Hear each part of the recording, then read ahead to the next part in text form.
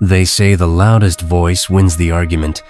But what if I told you the real power lies in saying nothing at all? Emotional reactions are like flashing neon signs pointing exactly where the attacker should strike. Psychologists like Paul Ekman, who studied micro-expressions and emotional leakage, have shown that involuntary reactions betray our deepest vulnerabilities, the cracks in our armor. Silence, then, becomes a weapon against those who rely on those cracks. Manipulators thrive on provoking emotional responses because those reactions give them control. When you refuse to react, you break their cycle, and that makes them panic. They depend on your response to validate their position. Without it, they unravel. Carl Jung once said, "Everything that irritates us about others can lead us to an understanding of ourselves. But here, silence makes the manipulator confront their own insecurities because their masks start slipping. But silence cuts even deeper. It awakens hidden wounds, rejection, humiliation, abandonment. These are the silent screams trapped inside every narcissistic ego. Psychologist Wendy B. Harry notes that narcissists have fragile self-esteem beneath their grandiosity, and silence shatters the illusion of control they desperately maintain. When you stay silent, you aren't just protecting yourself, you're striking at the heart of their illusion. That's why silence demands strength. It goes against our instinct to defend, explain, or justify. Philosopher Friedrich Nietzsche taught that true power is mastery. Mastery over oneself and one's impulses. The silence you practice is mastery in motion. Picture this. You just got promoted at work.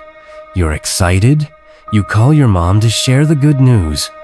She says, "That's wonderful, honey. I'm so proud. Although I thought you'd get the senior position, but this is still great." Boom, your excitement just got murdered. This is called achievement assassination, and it's one of the cruelest forms of manipulation because it comes disguised as support. The manipulator takes your moment of triumph and plants a tiny seed of doubt that grows into a massive tree of insecurity. Here's how it works psychologically. When we share good news, we're seeking validation. We want people to celebrate with us. But the manipulator gives you 90% validation and 10% criticism. That 10% is what your brain remembers because negative information has more psychological weight than positive information. Your mom could have said, "Amazing, congratulations." But instead, she made you feel like your achievement wasn't enough. Now every time you think about your promotion, you'll remember her words about the senior position you didn't get. This next trick is so subtle that most people never realize it's happening to them. It's about turning actions into identities. And once someone falls into this trap, they become incredibly easy to control. Instead of saying, "I exercise regularly," manipulators will get you to say, "I'm a fitness person." Instead of, "I bought an iPhone," they want you to say, "I'm an Apple person." Why does this matter? Because once you identify as something, you feel pressure to act consistently with that identity. If you're a fitness person, you can't skip the gym without feeling like you're betraying who you are. If you're an Apple person, you'll defend Apple even when they make terrible decisions. Politicians use this all the time. They don't want you to say, "I voted Democrat last time." They want you to say, "I'm a Democrat." Because once that becomes your identity, you'll vote Democrat, even when you disagree with their policies. Smart manipulators will listen to how you describe yourself and then use those identities against you. If you say, "I'm someone who always helps others," they'll guilt you into helping them by saying things like, "I thought you were the kind of person who cares about people." Here's a psychological trick that will blow your mind. When someone is angry at you, the fastest way to diffuse that anger isn't to defend yourself or apologize. It's to agree with them. Let's say your friend is furious because you were late to dinner. Instead of making excuses, you say, "You're absolutely right to be upset. I would feel the same way if someone kept me waiting." What just happened? You took their anger and validated it, but you also redirected it away from you. They can't stay mad at someone who's agreeing with them and understanding their perspective. It's psychological judo.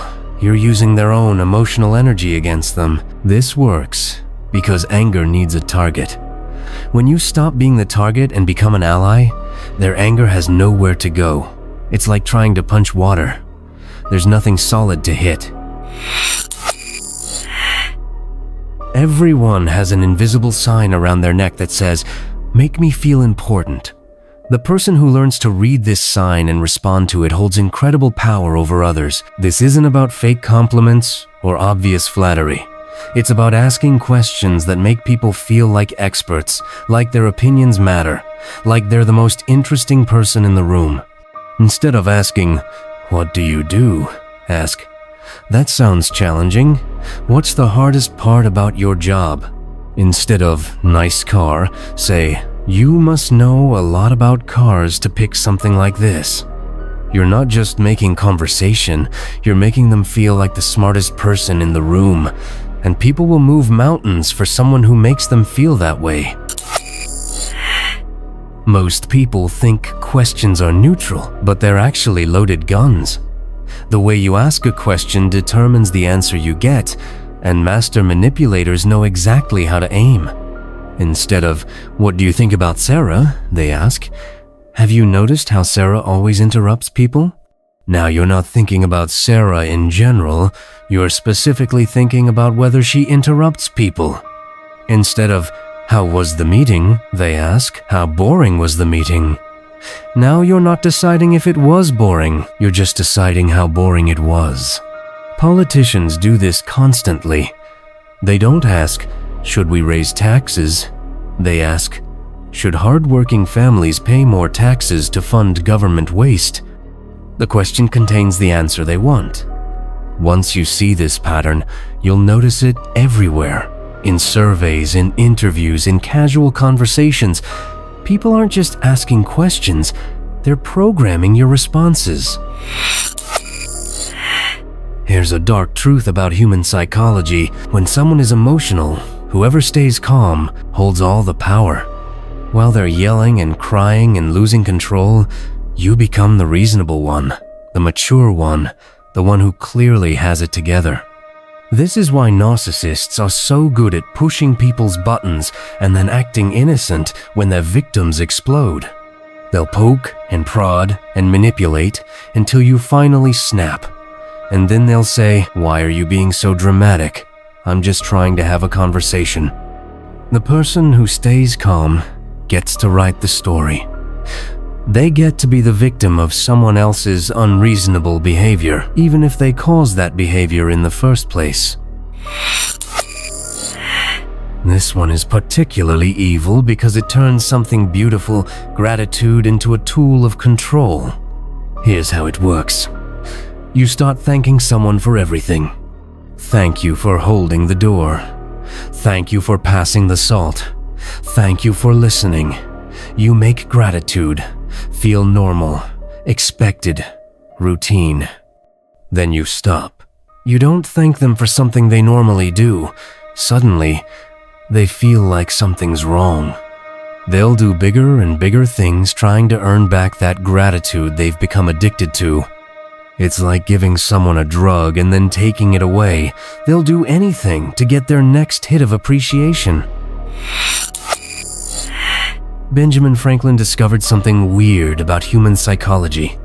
If you want someone to like you, don't do them a favor. Ask them to do you a favor. This seems backwards, but it works because of something called cognitive dissonance. When we do someone a favor, our brain says, "I must like this person, otherwise why would I help them?" But here's the manipulation part. You start with tiny favors. Can you hold this? Can you hand me that pen? Can you tell me what time it is? Each small favor makes them slightly more invested in you. Then you escalate. Can you cover my shift? Can you lend me money? Can you lie to my girlfriend for me? They've already established a pattern of helping you, and breaking that pattern feels wrong. This is how you get people to do what you want while making them think it was their idea. Instead of clean your room, you say, do you want to clean your room now or after dinner? Instead of we're going to McDonald's, you say, do you want McDonald's or Burger King? The person feels like they're making a choice, but you've already eliminated the options you don't want. They're not choosing whether to clean their room, they're choosing when. They're not choosing whether to eat fast food, they're choosing which fast food. Politicians use this constantly. Should we cut education funding or healthcare funding? Notice how not cutting funding isn't an option. You're choosing which bad thing happens, not whether bad things happen. This might be the most powerful single word in the English language for getting what you want.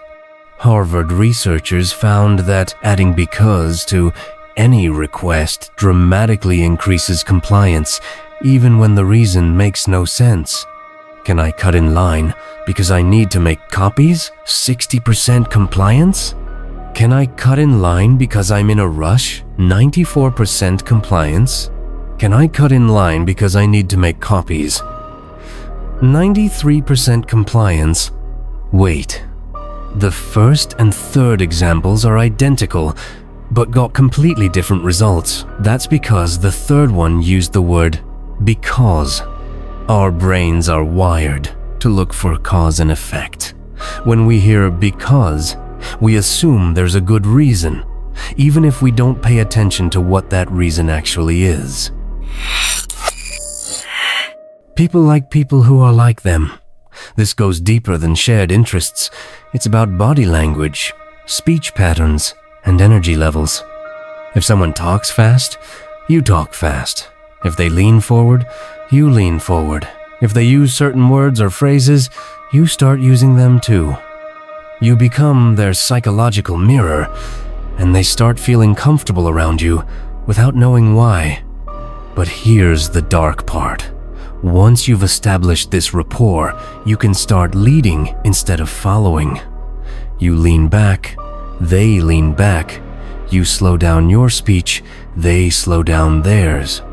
You've gone from mirroring them to controlling them. When someone does something for you, they don't just help you. They create a psychological debt that you feel obligated to repay. Master manipulators understand this and create artificial debts. They'll do small, unrequested favors, bring you coffee you didn't ask for, give you information you didn't need, help you with something you could have handled yourself. Now you owe them, and they'll collect that debt when they need something important, something much bigger than the original favor they did for you.